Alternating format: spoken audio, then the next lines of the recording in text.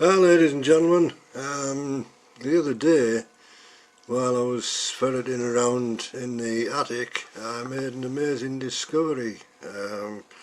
Much to my surprise, I found my old KB Rhapsody transistor radio, which is what you can see on your screen right now. And this is a transistor radio that I got for a Christmas present back in the early 1960s, and I thought I'd lost it. I knew I hadn't thrown it out, but I just couldn't put my hands on it. But I managed to find it, as I say, and I managed to obtain some batteries for it, internal batteries, and put them in, and to my great surprise it still works, and even to my greatest surprise it's still picking up old radio stations. How's about this one? This is the BBC Light Programme. Well, I didn't expect to receive that, but what I did receive on it all those years ago was this station. Good morning. The time is 6 o'clock and the sound of the bell means you're tuned to Radio Caroline on 199 meter. Now that one, we actually went on holiday to the Isle of Man, and we stayed in a place called Ramsey, or Ramsey Bay or something like that. You'll have to forgive my memory, it's you know, a lot of years ago. And Radio Caroline North was anchored about 3.5 miles off Ramsey Bay in international waters, and people at the time, mainly the media I think, used to refer to the stations, the offshore stations, as pirates. That's a term I've never really liked, because that invokes images of law breaking and that sort of thing. Well, from what I understand, given that these ships, there wasn't just Radio Caroline, there was a whole pile of them in the early 60s, Radio Caroline North and South, Radio London, I think was, people have come to regard that as the biggest of the offshore stations.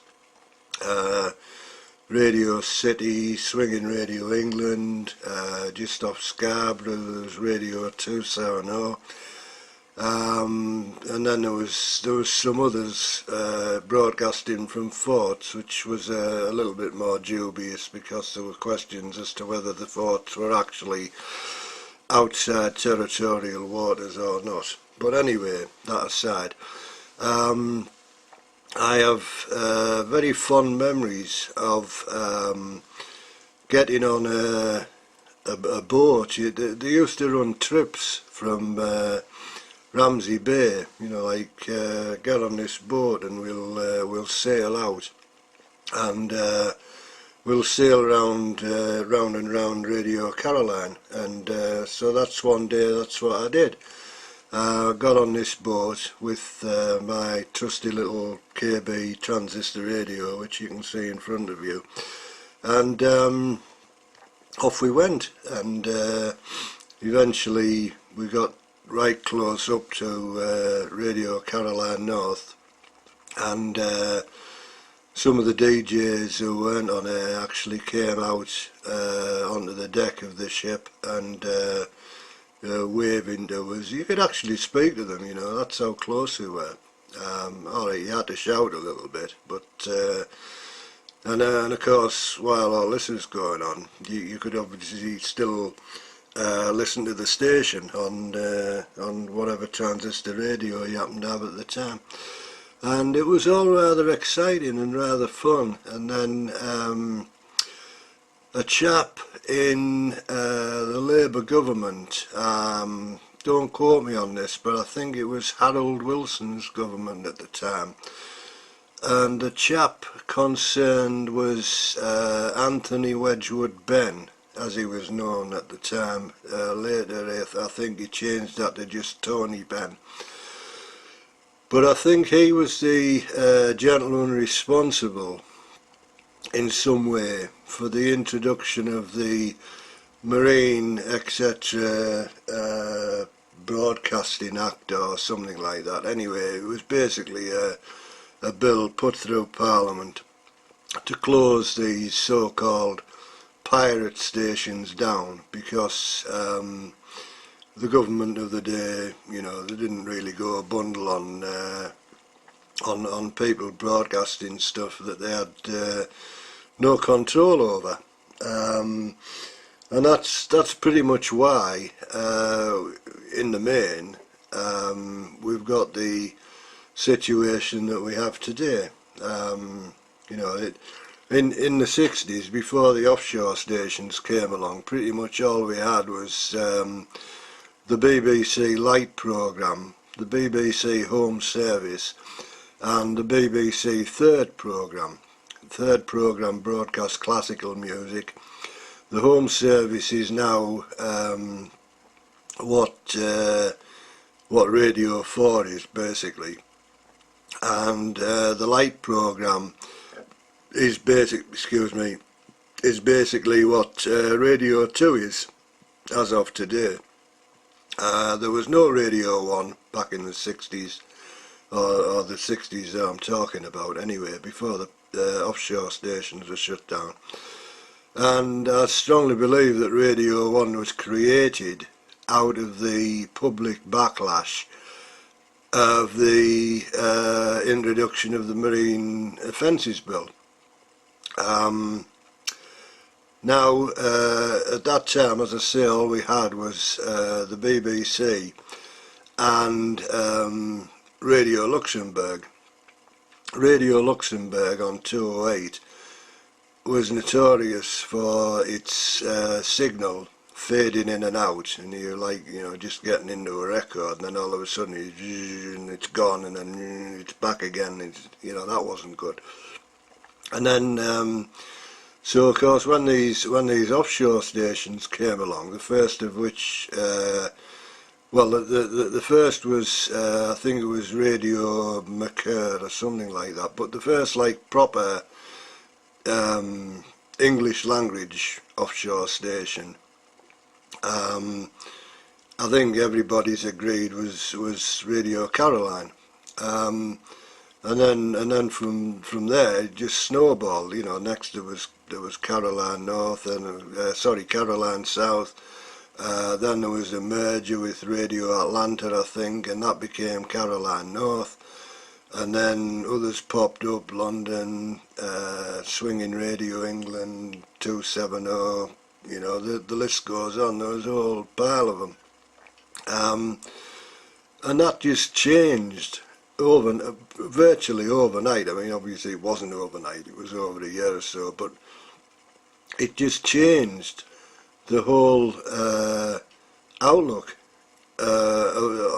certainly the public's perception outlook on broadcasting. And you know, it was because these offshore stations were like getting listeners in the millions, you know, so that's a figure that you can't ignore. There's obviously a demand for it at the time, because you know the people weren't being served apparently by the BBC, and that's, as I say, when Radio 1 was set up, and I strongly believe that Radio 1 was set up purely on the backlash from the public's reaction to the offshore stations being closed down by the aforementioned Labour government.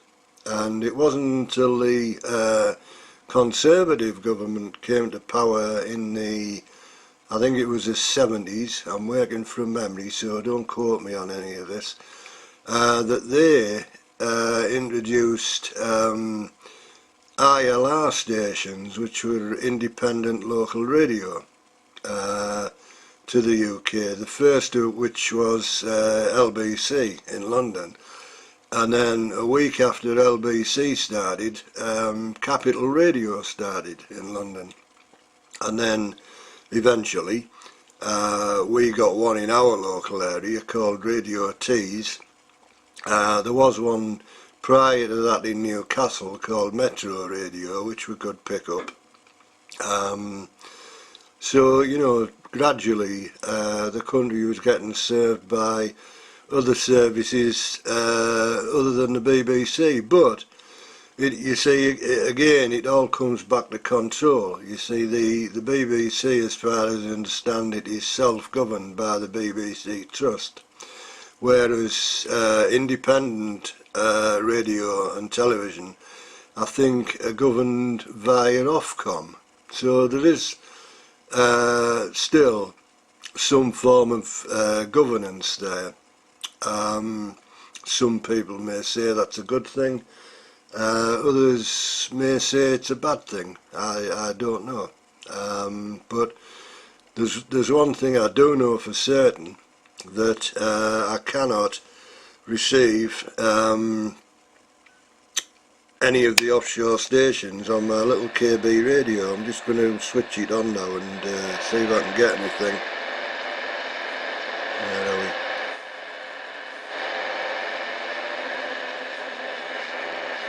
What's going on? That doesn't sound very good, does it?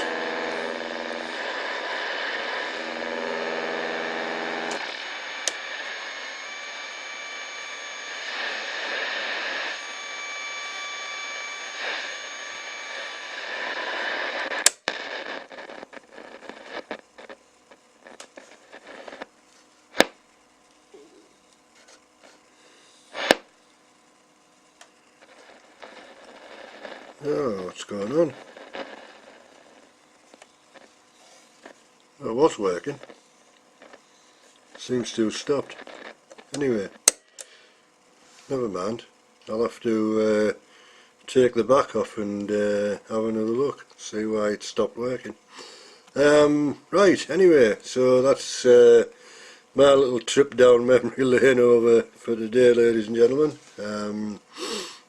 Hope you enjoyed it, and I'll catch you all later. Bye.